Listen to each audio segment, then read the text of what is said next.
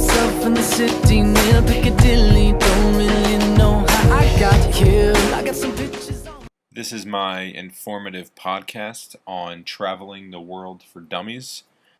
I spent 3 years of my life traveling for concerts, putting on concerts around the world for Green Day, Nickelback, and Enrique Iglesias.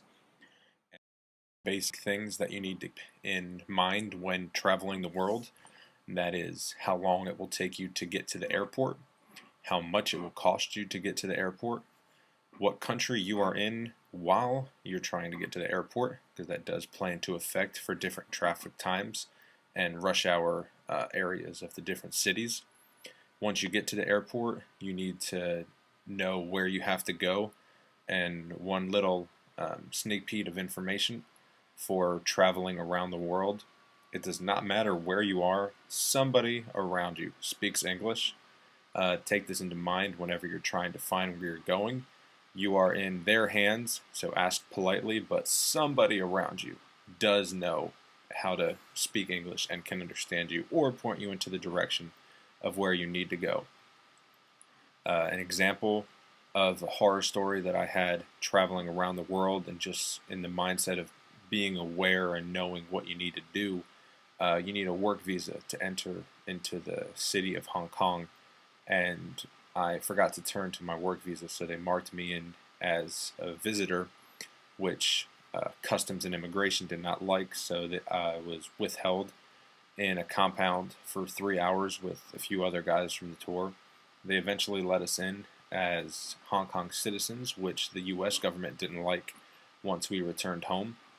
So that's another key information bit, is always be aware of what you have to do depending on what country you're in. Do you need a work visa? Is it safe to drink the water? How much is it going to cost to get there? Most tours will pay for everything, but it comes out of your pocket first. The other aspect is food. Eat healthy.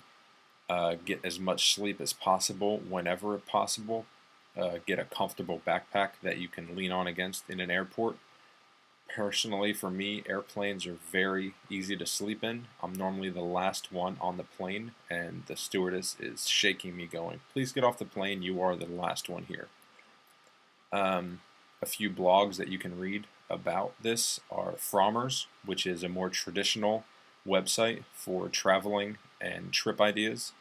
Before I started touring, I read Dave Ratt's blog, Roadies in the Midst, which was a day-to-day blog of him touring with the Red Hot Chili Peppers, and it gave me, it was really helpful for me when I started touring to get a personal vision of what a roadie goes through from day to day, and because it is a lot different from corporate travel and from business travel and leisure travel. So take that into mind. The most important thing you need to remember is you don't know the next time you will be in wherever you're at on someone else's dollar. So take advantage of it, regardless of how tired you are.